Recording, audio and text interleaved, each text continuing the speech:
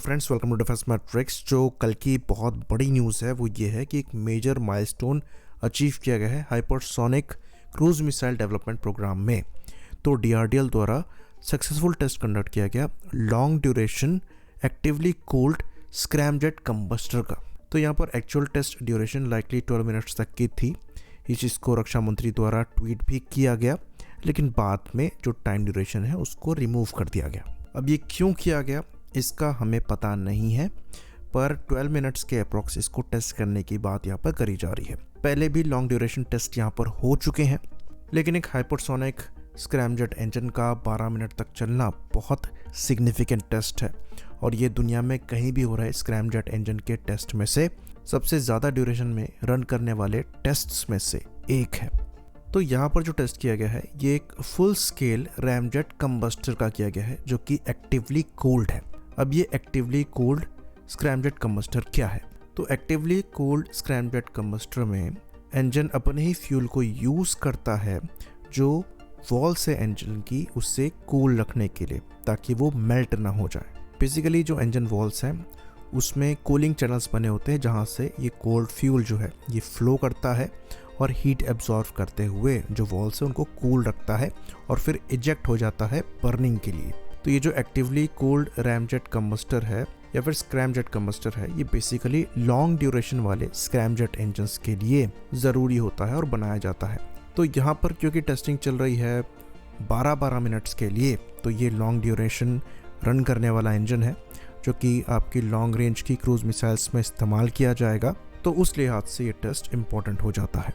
तो बेसिकली जो scramjet engine है इसकी फंक्शनिंग बहुत हाई टेम्परेचर पर होती है, तो आपको स्क्रैमजेट इंजन ऑन करने के लिए ही हाई सुपरसोनिक स्पीड पर इंजन को ले जाना पड़ेगा जहाँ पर एयर फ्लो कंप्रेस्ड होगा और पहले ही काफ़ी गर्म हवा यहाँ पर होगी। उस पर आप कंबशन को ऐड कर देंगे तो टेम्परेचर इवन 3000 डिग्री सेल्सियस के क्लोज पहुँच जाता है, जो कि आपकी इंजन वॉल को मेल्ट कर देगा।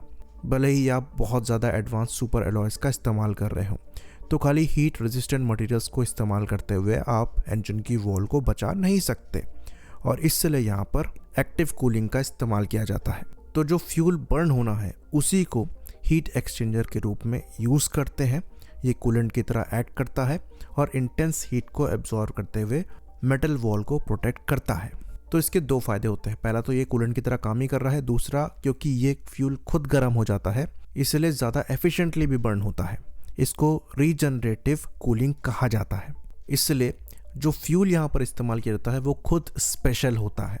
तो एंडोथर्मिक फ्यूल्स का यहाँ पर इस्तेमाल होता है और ये फ्यूल भी डीआरडीओ ने डेवलप किया है। तो कोई स्पेशल नाम यहाँ पर फ्यूल को नहीं दिया गया है, पर ये एक एंडोथर्मिक हाइड्रोकार्बन फ्यूल है और ये हाइपरसोनिक मिसाइल्स के लिए बहुत ज़्यादा इंपॉर्टेंट है। शुरुआत में जब हम HSTDV के टेस्ट कर रहे थे तो वहाँ पर इथिलीन गैस का इस्तेमाल किया गया था जो कि एफिशिएंट भी नहीं है और प्रैक्टिकल भी नहीं है। अब हम अपने खुद के फ्यूल को यूज़ कर रहे हैं जो कि ज़्यादा डेंसर है, सेफ़र है और लॉन्ग ड्यूरेशन तक रन कर सकता है। तो ये फ्यूल का भी टेस्ट है। तो हम ग्राउंड से हाइपरसोनिक मिसाइल को डेवलप कर रहे हैं और ये बहुत ज़्यादा क्रूशल होने वाली है। तो अब एक और इम्पॉर्टेंट पॉइंट को कवर कर लेते हैं जो कि पाकिस्तान द्वारा इस्तेमाल किया जा रहा है प्रोपेगेंडा के लिए। और यहाँ पर हम पाकिस्तानी प्रोपेगेंडा को इसलिए कवर कर रहे हैं क्योंकि इंपॉर्टेंट इन्फॉर्मेशन इससे निकल कर आएगी जो कि आप लोगों के लिए जानना ज़रूरी है।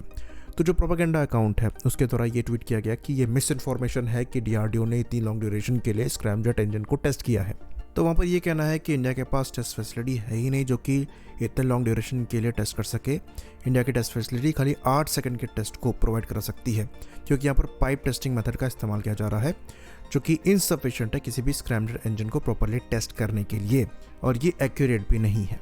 तो रियलिटी यहाँ पर यह है कि हाँ, इंडिया द्वारा यहाँ पर जो टेस्ट फैसिलिटी इस्तेमाल करी गई है प्रोपल्शन को टेस्ट करने के लिए ये एक कनेक्टेड पाइप फैसिलिटी ही है।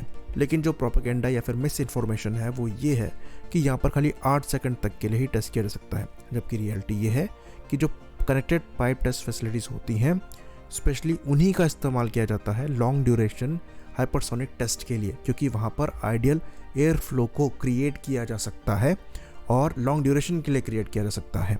तो अगर आप प्रोपल्शन का टेस्ट कर रहे हैं तो वहाँ पर आप कनेक्टेड पाइप टेस्ट फैसिलिटी का ही इस्तेमाल करते हैं जो कि कॉस्ट में दूसरी फ्री जेट फैसिलिटी के कंपैरिजन में सस्ती होती है। तो ये बात सही है कि ये जो कंटेंट पाइप टेस्ट फैसिलिटी होती है ये रियल लाइफ सिनेरियो को सिमुलेट नहीं करती है, क्योंकि यहाँ पर आप आइडियल एयर फ्लो के साथ कंबशन का टेस्ट कर रहे हैं। लेकिन अगर आपको कंबशन ही टेस्ट करना है तो आप आइडियल सिनेरियो में ही करेंगे। जो फ्री जेट फैसिलिटी होती है वो रियलिस्टिक सिनेरियो में जो स्क्रैम जेट इंजन है उसको टेस्ट करती है, जहाँ पर मेन एयर फ्लो जो है आपका वो रियलिस्टिक सिनेरियो में टेस्ट होता है। तो एयर इनटेक मेनली यहाँ पर टेस्ट होता है, लेकिन वो आप तब करेंगे जब आप एयर इनटेक के साथ अपने इंजन को टेस्ट कर रहे हैं। तो ये बहुत एक्सपेंसिव फैसिलिटी होती है और हर जगह है भी नहीं, दुनिया में बहुत कम कंट्रीज़ के पास है, और उन कंट्रीज़ में इंडिया का भी नाम आता है। ये पाकिस्तानी प्रोपेगेंडा अकाउंट वालों को पता नहीं है। ये काफ़ी ज़्यादा एक्सपेंसिव फैसिलिटी है और शॉर्ट बस्ट में हाइपरसोनिक फ्लो को टेस्ट करती है। तो ये लॉन्ग ड्यूरेशन कंबशन टेस्टिंग के लिए आइडियल नहीं है, लेकिन आपके हाइपरसोनिक वेपन को रियलिस्टिक एनवायरनमेंट में टेस्ट करने के लिए क्रूशल है। तो हमारी जो फैसिलिटी है जो कि फ्री जेट फैसिलिटी है ये भी हैदराबाद में है, और ये एक pressure vacuum driven enclosed free jet facility है। और यहाँ पर जो नोजल दी गई है ये बहुत बड़ी है और एयर ब्लास्ट क्रिएट कर सकती है, जो कि मैक 5 से मैक 12 तक हो सकता है। तो ये फैसिलिटी 2020 में ही इनॉग्रेट हुई थी और तब इंडिया दुनिया में तीसरी कंट्री बना था जिसके पास ये फैसिलिटी थी। चौथी कंट्री भी हो सकता है क्योंकि चाइना का कंफर्म नहीं है, वरना यूएस और रशिया का कंफर्म है कि उनके पास ये फैसिलिटी है। तो ये पाकिस्तानी प्रोपेगेंडा अकाउंट्स को या फिर लोगों को पता नहीं है कि इंडिया हाइपरसोनिक वेपन्स के मामले में one of the world leader है और हम कई यूरोपियन कंट्रीज से आगे हैं। तो जिस तरीके से टेस्ट चल रहे हैं उसके हिसाब से हमारी जो हाइपरसोनिक क्रूज मिसाइल है, जो कि इस केस में ETLDHCM है, यानी कि extended trajectory long duration hypersonic cruise missile, ये आने वाले 10 साल में सर्विस में इंडक्ट होने के काफ़ी क्लोज होगी। तो ये मिसाइल मिनिमम 1500 किलोमीटर की रेंज में टारगेट को स्ट्राइक करने में सक्षम होगी और मैक 8 के ऊपर फ्लाई करेगी।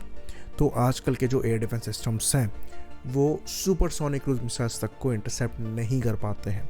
तो हाइपरसोनिक क्रूज मिसाइल्स का जो इंटरसेप्शन है वो ऑलमोस्ट इम्पॉसिबल होगा।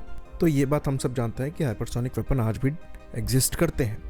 कई यहाँ पर मिसाइल्स हैं जो कि बैलिस्टिक ट्रैजेक्टरी में हाइपरसोनिक चली जाती हैं, लेकिन वहाँ पर इंटरसेप्शन फिर भी पॉसिबल है। क्रूज मिसाइल के केस में क्योंकि मिसाइल मनूवर्स परफॉर्म कर रही होती है, इसलिए अगर मिसाइल सुपरसोनिक भी हो तो भी इंटरसेप्ट कर पाना बहुत ज़्यादा मुश्किल हो जाता है। ऑप सिंदूर में ब्रह्मोस ने ये चीज़ डेमोन्स्ट्रेट करके दिखा दी है। अगर हाइपरसोनिक स्पीड आप अचीव कर रहे हैं तो इंटरसेप्शन ऑलमोस्ट इम्पॉसिबल हो जाता है, लेकिन हाइपरसोनिक स्पीड में मिसाइल को कंट्रोल करना भी उतना मुश्किल है, प्रोपल्शन को कंट्रोल करना भी इतना मुश्किल है। इसलिए इस टेक्नोलॉजी को जल्दी कोई मास्टर नहीं कर पा रहा है।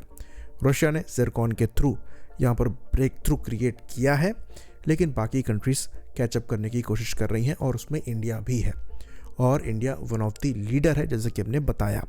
तो पाकिस्तान के हलक से ये चीज़ उतर नहीं रही है और इसलिए मिस इन्फॉर्मेशन फैलाने की कोशिश करी जा रही है कि इंडिया के पास कैपेबिलिटी नहीं है। तो फैक्ट चेकर्स को यहाँ पर हम फैक्ट चेक कर रहे हैं। बाकी एक और चीज़ हम यहाँ पर ऐड करना चाहेंगे कि ये चीज़ हम दूसरे फैक्ट चेकर के लिए भी कर सकते हैं जो कि मुंह पे मास्क लगाकर रिएक्शन वीडियोस बनाते हैं। तो हम वहाँ भी रिएक्शन करके फैक्ट चेक कर सकते हैं, लेकिन परेशानी ये है कि उस चक्कर में आप फालतू के इंडियन व्यूज़ को वहाँ पर देंगे जो कि लो IQ जनता के लिए बना है, जिनको बेवकूफ़ आसानी से बनाया जा सकता है। तो उनकी बात करना भी गलत है। होपफुली इसके बाद जो कमेंट सेक्शन है उसमें ये रिक्वेस्ट नहीं आएगी। आई होप इन्फॉर्मेशन यहाँ पर क्लियर रही हो। इसी बात पर इस वीडियो को हम ख़त्म करेंगे। लाइक करिए, सब्सक्राइब करिए। जय हिंद।